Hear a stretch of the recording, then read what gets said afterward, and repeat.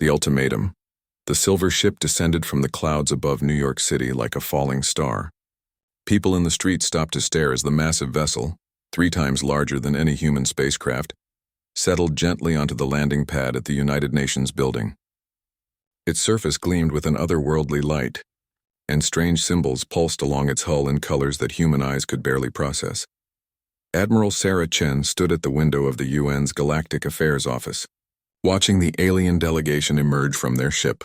She had seen aliens before, but the sight still made her jaw clench. These weren't the first visitors from the stars, but they were definitely the most arrogant. "Nervous?" asked diplomat Marcus Webb, adjusting his tie as he joined her at the window. Chen's gray eyes never left the aliens below. No. Angry. The lead alien was tall and thin with blue-gray skin that seemed to shimmer. Its head was elongated, and forearms moved with practiced grace as it gestured to its companions.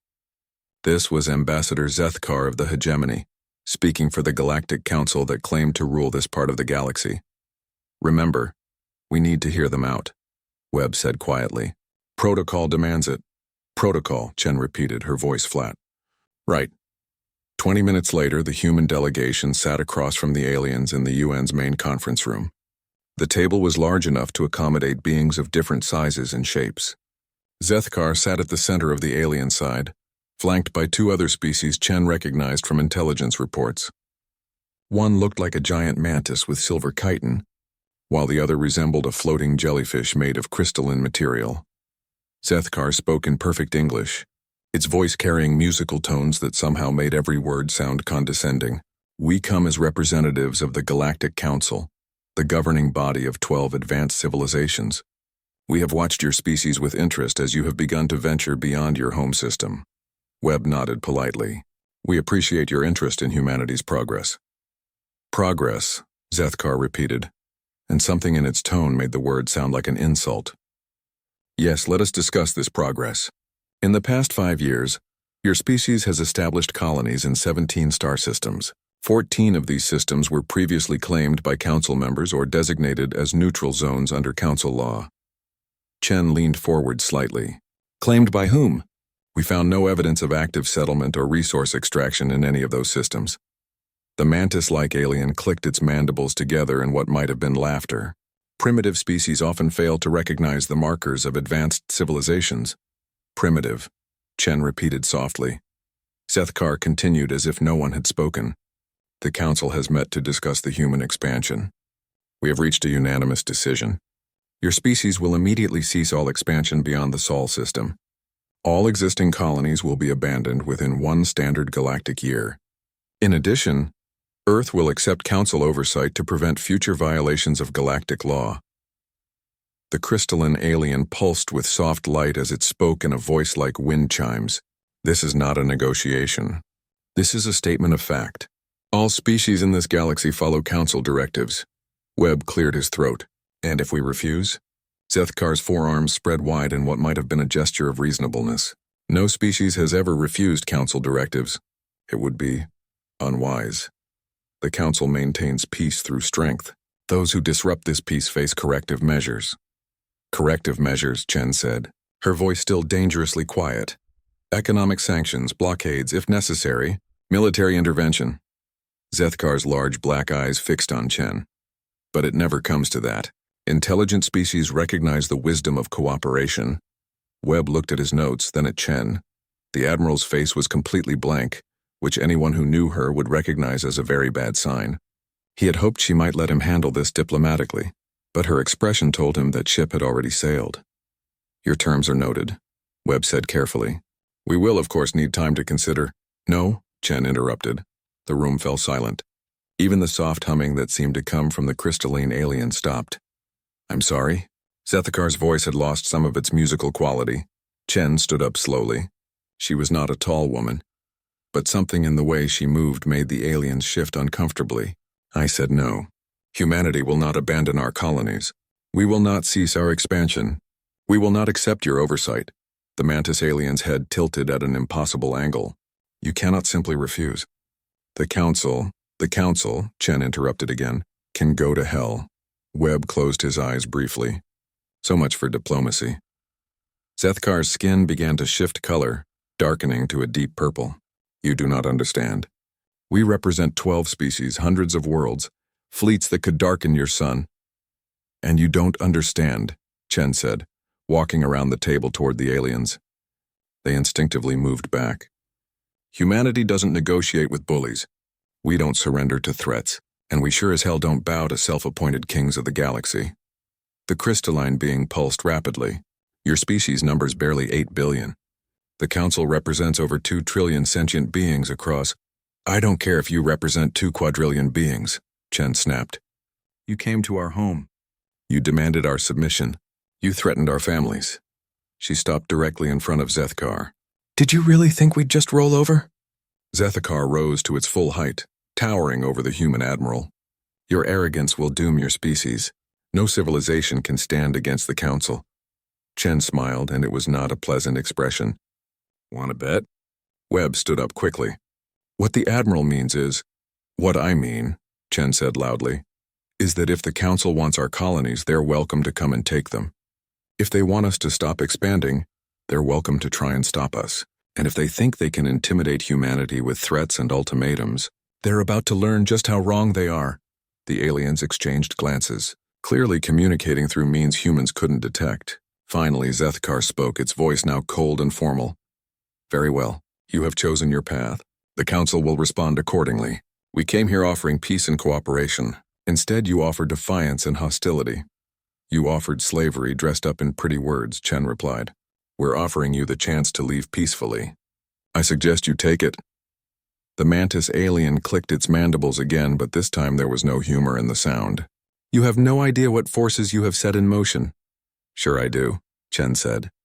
We've set in motion the forces that will teach the galaxy that humanity doesn't kneel to anyone.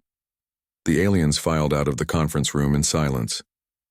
Through the window, the humans watched them board their ship and lift off into the cloudy sky. As the vessel disappeared beyond the clouds, Webb finally spoke. Sarah, do you have any idea what you just did? Chen was still staring out the window, but now she was smiling. It was the kind of smile a wolf might wear when it spotted prey. Marcus, I just told the biggest bullies in the galaxy to bring it on. They'll come back with a fleet. I'm counting on it. Webb stared at her. You want them to attack us? Chen turned away from the window, her eyes bright with something that might have been anticipation. Marcus, they've been watching us for years. They know about our expansion, our technology, our population growth. They think they know everything about humanity. Her smile widened. They're about to find out they don't know us at all. As news of the meeting spread across Earth and its colonies, humanity began to prepare. The Council had issued their ultimatum. Humanity had given their answer. Now both sides would discover what that answer truly meant. The Council's disbelief. The great chamber on Nexus Prime had been built to impress. Its crystalline walls rose hundreds of meters into the air, and the ceiling showed a perfect view of the galaxy beyond. 12 different species sat around the enormous circular table, each in seats designed for their unique physiology. This was where the Galactic Council had ruled for over 3,000 years. Today, that rule was being questioned for the first time.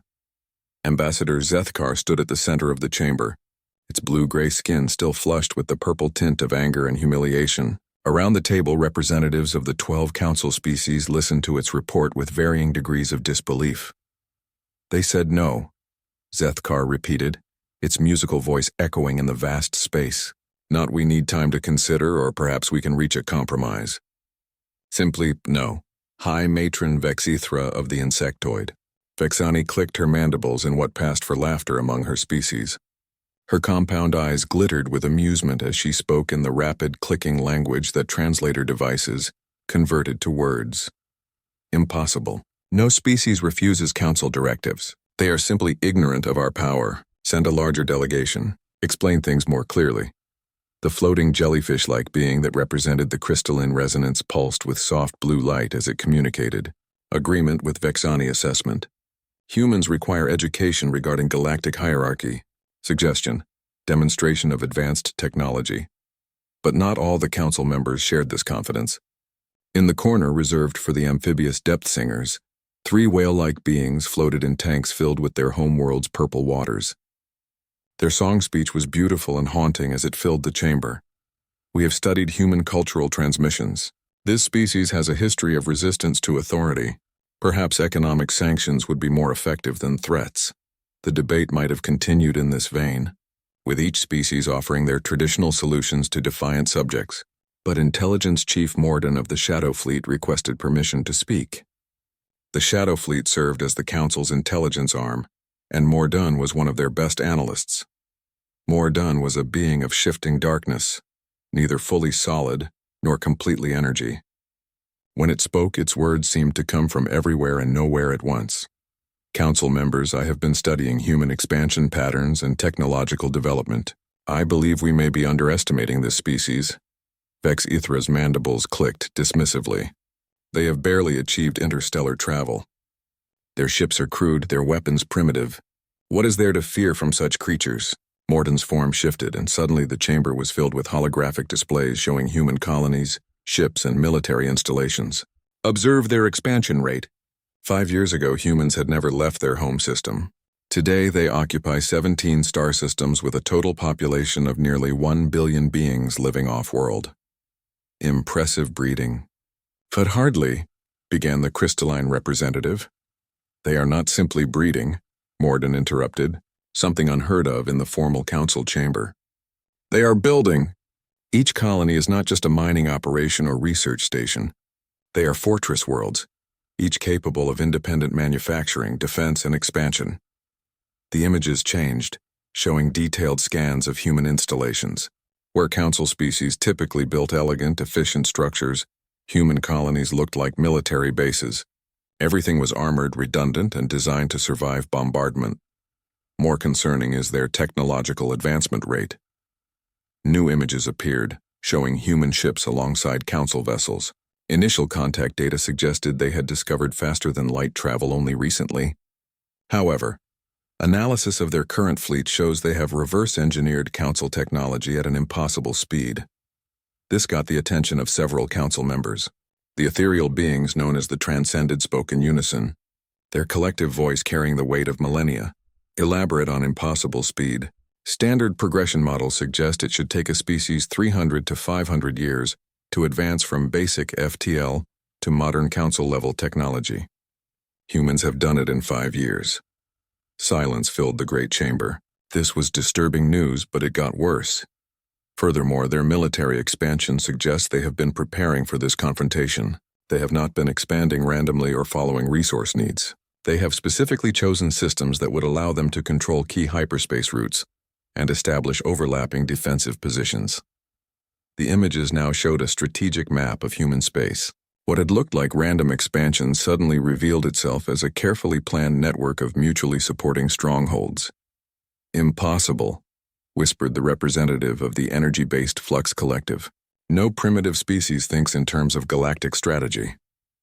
They are not primitive, Morden stated flatly. They are different, and they have been studying us. More images flashed through the chamber. Fragments of intercepted human communications, technical specifications, strategic discussions. All of it showed a species that understood council technology, tactics, and psychology far better than the council understood them. How long have they been watching us? Asked the depth singers in their haunting harmony. Unknown. However, analysis of their technology suggests they have had access to council communications and databases for at least 2 years, possibly longer. The chamber erupted in discussion as the implications sank in. If humans had been spying on the council for years, they would know about internal politics, military capabilities, and strategic weaknesses. High Counselor Ethmar of the ancient hegemony, the council's founding species, rose from its ornate chair. Its voice carried the authority of 3 millennia of galactic rule. Even if this is true, they are still 1 species against 12. Their population is insignificant compared to our combined strength. Surely a show of force will end this nonsense. Perhaps, Morden agreed. But consider this. Humans have no client species, no allies, no support network. They are completely alone in the galaxy. Most species in such a position would seek to negotiate, to find patrons or protectors. Humans have done the opposite. They have prepared for war. The ancient being known as the first speaker of the Eternal Archive, oldest and wisest of the council members, had remained silent throughout the discussion. Now it spoke. Its voice like the whisper of dying stars. In all our years of expansion, we have encountered thousands of species. All of them, without exception, have either joined us willingly or submitted to our authority when faced with our power. What makes these humans different? Morden's shadowy form rippled with what might have been uncertainty. Analysis is incomplete. However, preliminary data suggests this species has a different relationship with extinction than other galactic civilizations. Most species we encounter have never faced true existential threat. They surrender because they cannot imagine total destruction of their civilization. And humans. Human historical records suggest they have faced extinction multiple times in their planetary history. War, disease, natural disasters. They survived by becoming extremely adaptable and ruthlessly practical. They may not view surrender as an option because they have learned that survival requires the complete elimination of existential threats. This statement hung in the air like a toxic cloud. The Council had ruled through the threat of consequences, never through actual annihilation. They conquered by making the cost of resistance higher than the cost of submission. Recommendation? Asked High Counselor Ethamar. Send a demonstration fleet, suggested Vex Ithra. 200 ships. Make them understand the futility of resistance. Show of force has precedent, agreed the Resonance representative. Previous species have submitted when faced with overwhelming numerical superiority. The first speaker considered this. And if they do not submit? For the first time since beginning its report, Morden seemed uncertain. Unknown. No species has ever failed to submit to a demonstration fleet. The vote was swift and unanimous. The Council would send 200 ships to the human home system. They would blockade Earth until humanity surrendered. It was a proven tactic, used successfully hundreds of times across thousands of years. As the great chamber began to empty, Morden remained behind, studying the data streams that flowed endlessly through its consciousness. Something about the humans troubled it deeply. Every model, every analysis, every historical precedent said the demonstration fleet would succeed. Humans would see the overwhelming force arrayed against them and surrender. But the more Morden studied human history, the more it suspected that humans might not follow historical precedent. In fact, they might do something unprecedented. They might fight back, and if they did, Morden was beginning to suspect that the Council might have made the greatest mistake in its 3,000-year history. Admiral Zarathul of the Council's demonstration fleet had commanded space battles for over 2 centuries. Her species, the Kethmoran, were natural warriors with chitinous exoskeletons and tactical minds that could process multiple battle scenarios simultaneously. She had never lost the engagement, never failed to achieve her objectives, and never encountered a species that didn't surrender when faced with her fleet's power. Today, as she stood on the command deck of the battleship Eternal Authority, she expected her record to continue unchanged. The demonstration fleet consisted of 200 ships spread across 5 battle groups.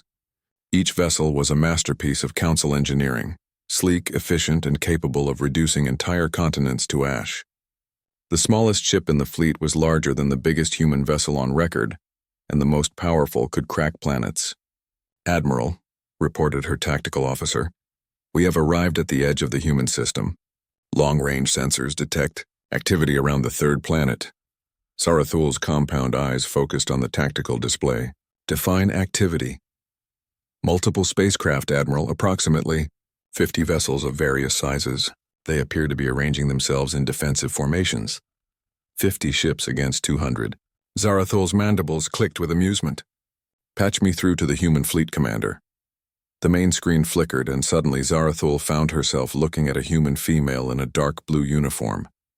The being was smaller than most Council species, with pale skin and iron-gray hair pulled back severely. But the eyes were wrong. They should have shown fear, desperation, or at least concern. Instead, they showed something that made Zarathul's chitin crawl. Anticipation. "I am Admiral Sarah Chen of the United Earth Defense Force," the human said calmly. "You are trespassing in sovereign human space." Zarathul recovered quickly. "I am Admiral Zarathul of the Galactic Council Fleet. You are ordered to stand down and prepare to receive Council terms for your surrender." Chen's expression didn't change. "No, you have 50 ships. I have 200. Surely even primitive mathematics can—" "I have 57 ships in the immediate area," Chen interrupted. "You have 200. Your ships are bigger, more advanced, and more heavily armed. Your crews are more experienced, and your technology is superior in every measurable way. Zarathul's mandibles clicked in satisfaction. Finally, a species that understood reality. Then you surrender? Shen's smile was like a blade being drawn. No, I'm just making sure you understand the odds before we make you regret coming here. The communication cut abruptly. Zarathul stared at the blank screen for several seconds before turning to her tactical officer. Analysis of human vessels? The officer's tentacles danced over his console. Crude construction, Admiral. Multiple hull types suggesting they've cannibalized various technologies. Weapons appear to be primarily kinetic-based, with some energy projectors of unknown design. Defensive systems minimal. They should pose no significant threat to our shields. Fleet disposition. They've arranged themselves in 3 groups. 2 flanking forces and 1 central formation directly between us and their homeworld. Classic defensive pattern, but poorly executed. They've left multiple gaps that we could exploit.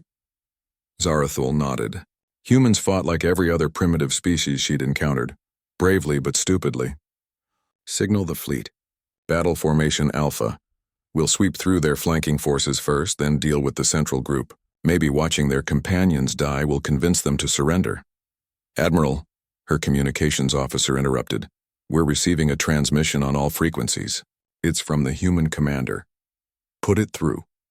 Chen's image appeared on the screen again, but now she was clearly on the bridge of a warship. Alarms were sounding in the background, and crew members moved with quick efficiency. Council fleet, you have entered our home system uninvited. You have threatened our planet and our people. You demand our surrender based on your superior numbers and technology. Chen paused, and when she continued, her voice carried across space like a declaration of war. You came to our home. You threatened our families. You demanded our submission. She leaned forward, and every being on every council ship could see the cold fury in her eyes. You have made a grave error in judgment. The transmission ended.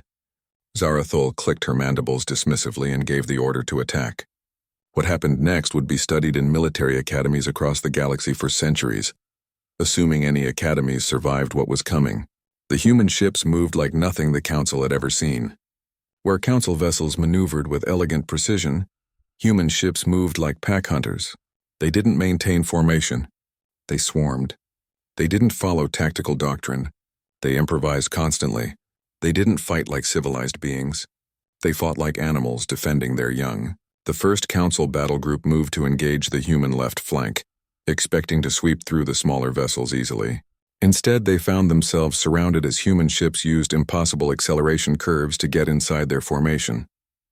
At point-blank range, the humans opened fire with weapons that shouldn't have worked. Council shields were designed to deflect energy weapons and absorb kinetic impacts. Human weapons did both simultaneously. Streams of accelerated metal tore through energy barriers while exotic particle beams burned through hull plating that had never been breached. Impossible, Zarathul's tactical officer reported. Their weapons are penetrating our shields. How? Unknown. Our sensors indicate they're using hybrid technology that combines multiple attack vectors. It's crude, but effective. The left flank battle group was in trouble. Ships that had never taken damage were reporting hull breaches and system failures. But this was just the beginning of the Council's education in human warfare. The human ships didn't fight to disable or capture. They fought to kill. When a Council vessel's shields failed, human weapons didn't target engines or weapon systems. They went for life support, command centers, and reactor cores. There were no warning shots, no attempts to minimize casualties. Every human attack was designed for maximum lethality. Admiral, her communications officer called out. The Prideful Honor is requesting assistance. They report their main reactor is destabilizing. Zarathul watched in horror as one of her heavy cruisers simply ceased to exist in a ball of nuclear fire. She had never lost a ship to primitive weapons before. All units concentrate fire on the human vessels. Show them the cost of defying the Council. But the humans had already moved. Their ships didn't stay in one place long enough for the Council's targeting systems to lock on effectively. They hit and ran, struck from unexpected angles, and used the debris of destroyed ships as cover. Worse, they seemed to be learning. Each human attack was more effective than the last, as if they were adapting to Council tactics in real time. Admiral, her sensor operator reported, we're detecting multiple hyperspace signatures. More human ships are arriving. How many? 50 or 70. Admiral, we're showing over 200 new contacts.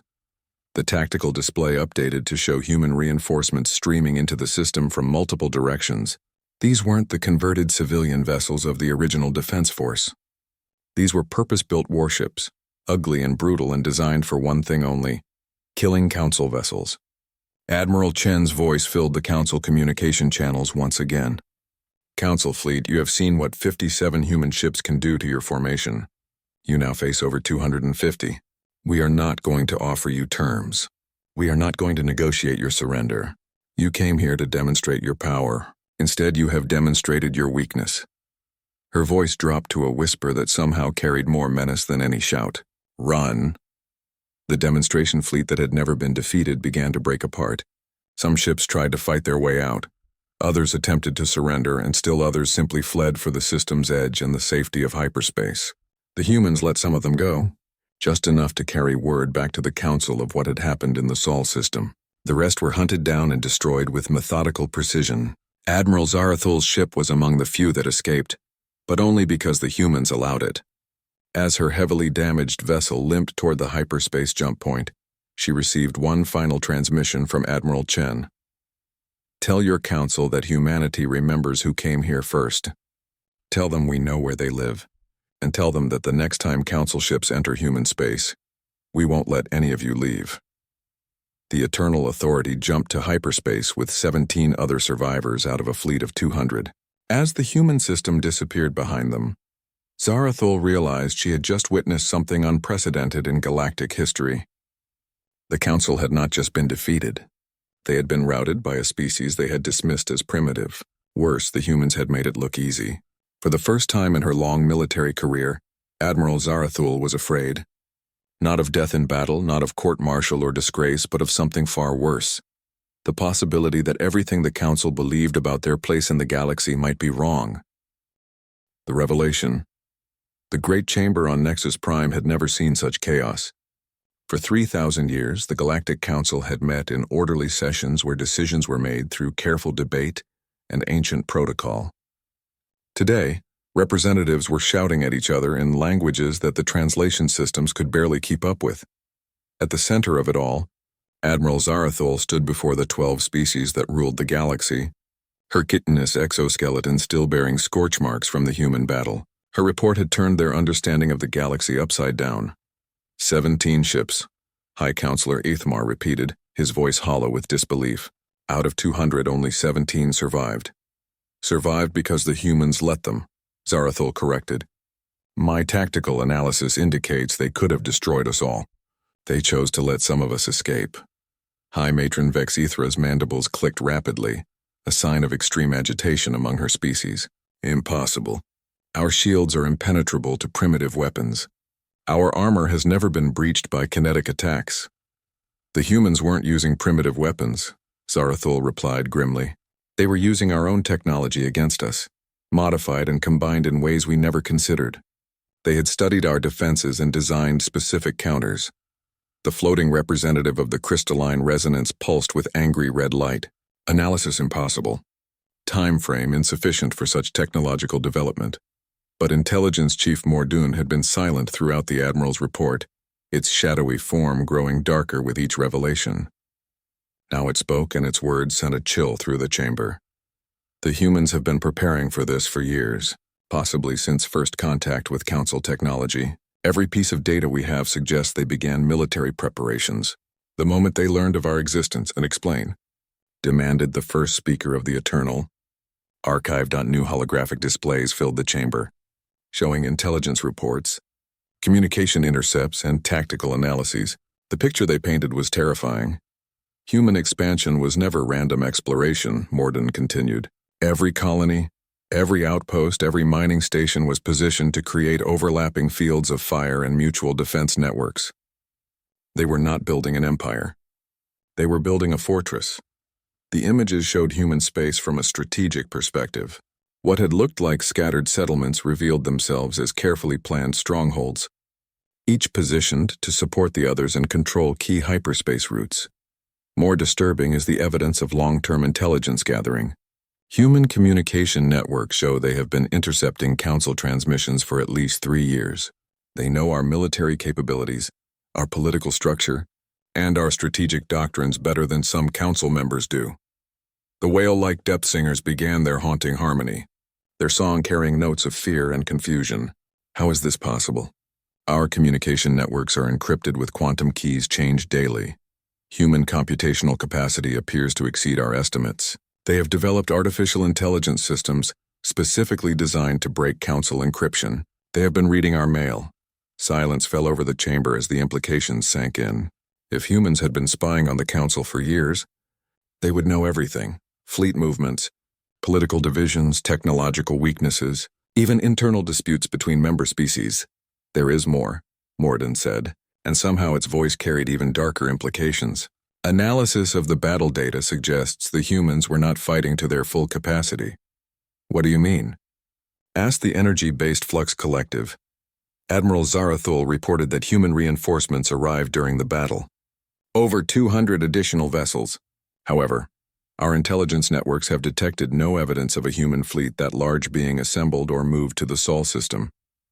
They hid them, Zarathul realized. Somehow they concealed over 200 warships from our sensors until the moment they needed them. Stealth technology beyond Council capabilities, Mordun confirmed. Or the human fleet was not assembled at Sol at all. It was assembled elsewhere and moved through hyperspace routes we do not monitor. The ancient transcended spoke in their unified voice, each word carrying the weight of eons. You are suggesting they have mapped hyperspace routes unknown to the Council. I am suggesting they may understand hyperspace better than we do. Human expansion has been rapid and precise. They are not exploring randomly. They know where they are going. High Counselor Ethmar rose from his throne, his ancient form trembling with rage and fear. Even if all of this is true, they are still one species. We represent trillions of beings across hundreds of worlds. We can marshal fleets that would blot out their sun. Can we? The question came from an unexpected source.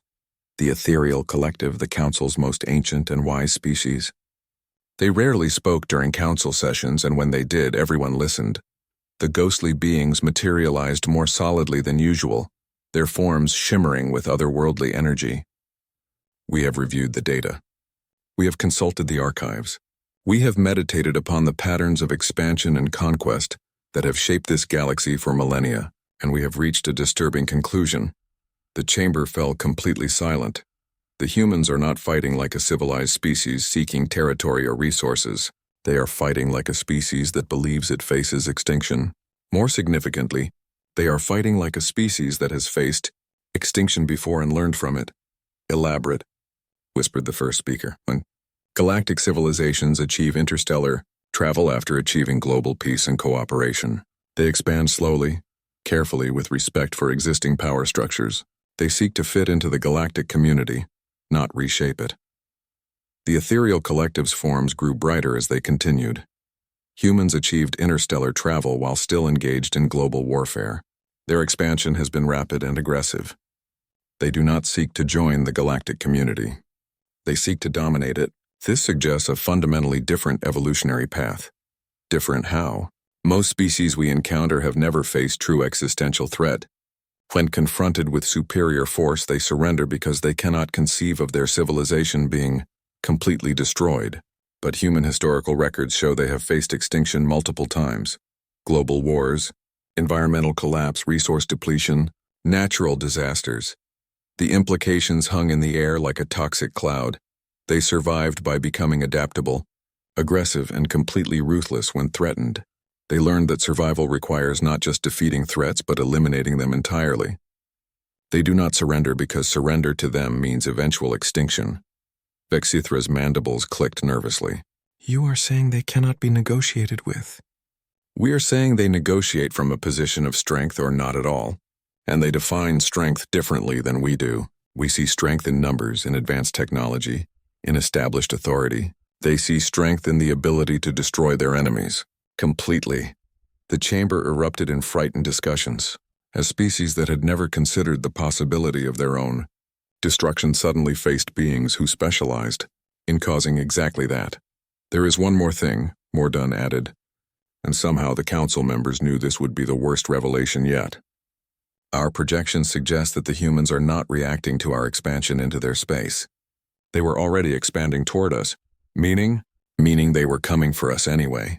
Our ultimatum did not start this conflict. It merely accelerated a timeline they had already established. The first speaker's voice was barely a whisper. Timeline for what? Unknown. But analysis of their expansion pattern suggests they intend to control this entire spiral arm of the galaxy within 50 standard years. They are not building an empire to defend. They are building a war machine to conquer. For the first time in 3,000 years, the Galactic Council faced a species that did not fear them, did not respect their authority, and was actively planning their destruction. As the emergency session continued through the night, one fact became increasingly clear. Humanity had not simply refused to negotiate with the Council. Humanity had already decided the Council was going to be destroyed. The only question was how long it would take. The New Order, 6 months after the disaster at Sol, the great chamber on Nexus Prime stood empty. The crystalline walls that had once shown the glory of the galaxy now reflected only darkness. Dust gathered on the circular table where 12 species had ruled for 3 millennia. The Galactic Council was dead. Former Ambassador Zethkar stood alone in the abandoned chamber, recording a message that might be the last official communication from the once mighty council. Its blue-gray skin had lost its shimmer, and its forearms moved with the tremor of exhaustion and defeat. To any civilization receiving this transmission, Zethkar spoke into the recording device. This is the final report of the Galactic Council. We believed ourselves the apex predators in a galaxy of prey. We were wrong. The recording paused as Zethkar gathered strength to continue. 3 council species have been completely conquered. The Vexani homeworld fell in just 18 days. The crystalline resonance lasted 36 hours once human ships entered their system. The Flux Collective simply vanished. We believe they abandoned their physical forms entirely rather than face human occupation. Outside the chamber, the capital city of Nexus Prime was a ghost town. The beings who had once administered galactic law had fled to their home systems, hoping distance might protect them from humanity's advance. It hadn't worked. 4 species have signed separate treaties with humanity. They are now what humans call client states. They maintain local autonomy in exchange for providing resources, technology, and manufacturing capacity to human expansion efforts. The terms are generous compared to what we offered conquered species, but they are not partners. They are servants. Zethkar moved to the great window that had once shown the Council's domain. Now it showed human ships in orbit around the planet. Ugly, brutal vessels that looked like they had been built in shipyards designed by engineers with no sense of aesthetics and every sense of lethality. The remaining 5 species, including my own, have formed what we call the Remnant Alliance. We control perhaps 30 systems along the galactic rim. We tell ourselves we are regrouping, preparing for a counterattack. In truth, we are slowly dying. The recording device captured something that might have been a bitter laugh. Human expansion continues at an impossible rate. They do not simply conquer systems, they transform them. Within months of occupation, entire worlds are converted into fortress factories. They build ships faster than we can count them, train crews faster than we can track them, and develop new technologies faster than our intelligence services can analyze them. Zethkar walked to the council table and placed its hands on the ancient stone. For 3,000 years, this table had been the center of galactic civilization. Now it was a monument to hubris. We have learned things about humanity that I wish we had never discovered. They do not wage war as we understand it. They wage campaigns of complete extinction. They do not seek to rule their enemies. They seek to replace them. The ambassador activated a holographic display showing the current state of the galaxy. Human space had expanded to encompass nearly 1/3 of the local galactic region. But more disturbing was the pattern of that expansion. Human territory is not a random collection of conquered systems. It is a carefully planned network of mutually supporting strongholds, manufacturing centers, and fleet bases. Every world they take makes them stronger. Every battle they fight teaches them more about their enemies. They are not just conquering the galaxy, they are learning how to remake it in their image. The display shifted to show human fleet movements. Hundreds of task forces moved through space with precision that suggested a level of coordination the Council had never achieved. We now understand that humanity's refusal to negotiate was not arrogance or ignorance. It was strategy. They studied us for years before we even knew they existed. They learned our weaknesses, our fears, our political divisions. When we issued our ultimatum, we were not dealing with a primitive species that needed education about galactic realities. We were dealing with a species that understood those realities better than we did. Zethkar moved away from the table, its form seeming smaller and more fragile in the vast chamber. Human psychological profiles suggest they do not think in terms of coexistence. Their evolutionary history is one of competition, conflict, and survival of the fittest. When they encountered us, they did not see potential allies or trading partners. They saw competition for resources and territory. They saw threats to their expansion and survival. The recording device captured the sound of distant explosions. Even here, on the former capital of galactic civilization, human forces were consolidating their control. Most disturbing of all, we have realized that humanity's rapid technological advancement is not the result of reverse engineering our technology. It is the result of them being more advanced than us in ways we did not understand. They allowed us to believe they were primitive because it gave them strategic advantage. New images appeared in the hologram, human technologies that the Council had never seen before. Weapons that manipulated space-time, shields that seemed to violate conservation of energy, and ships that moved through dimensions the Council didn't know existed. They were never catching up to us. We were already behind, and we didn't know it. The recording paused as Zethkar considered its final words. To any species that encounters this message, if you meet humans, do not assume they are like other galactic civilizations. Do not assume they will follow established protocols or respect traditional authorities. Do not assume they can be reasoned with using logic that works with other species. Humanity operates by a simple principle: grow or die. They will negotiate only from positions of overwhelming strength. They will honor agreements only as long as those agreements serve their expansion. They will show mercy only to those who serve their purposes. We came to them offering the galaxy's greatest gift, membership in a peaceful, prosperous galactic community. They rejected it because they had already decided to create their own galactic community, with themselves at the center. The explosions outside grew louder. Human ground forces were completing their occupation of the government district. The age of the Galactic Council is over. The age of humanity has begun. I do not know if this is good or evil. I only know it is inevitable. Zethkar picked up the recording device and prepared to send the message to the Deep Space Communication Network, hoping it would reach surviving civilizations on the galaxy's rim. They asked us what humans do when threatened with extinction. Now we know. They make sure it never happens again by ensuring they are the only ones left with the power to threaten anyone. The chamber doors opened, and human soldiers entered. They wore armor that looked like it had been designed by engineers who understood that intimidation was a weapon in itself. Their leader, a woman with silver hair and cold eyes, gestured for Zethkar to step away from the communication device. "Ambassador Zethkar," she said in perfect hegemony dialect, "I am Colonel Martinez of the Human Colonial Authority. By order of Admiral Chen, this facility is now under human control. You are free to return to your people or remain as an observer of the transition process." Zethkar looked at the human colonel, then at the soldiers flanking her. They showed no hostility but also no deference to its former authority. "What will happen to my species?" "That depends on your species," Martinez replied. "Those who cooperate with human expansion will be treated well. Those who resist will be pacified. Those who flee to the rim will be left alone until we have time to deal with them. And if we choose to fight?" Martinez's expression didn't change, but something in her eyes grew colder. "Then you will be extinct within a generation. Your choice." As Zethkar left the chamber that had once been the center of galactic power, it reflected on the irony of the situation. The Council had ruled through the threat of force, confident that no species would choose extinction over submission. Humanity had proven that some species would choose extinction for their enemies, rather than submission for themselves. The galaxy belonged to humanity now. What they would do with it remained to be seen. But one thing was certain. They would never again face the choice between submission and extinction. They had made sure of that by eliminating anyone else's ability to offer such choices.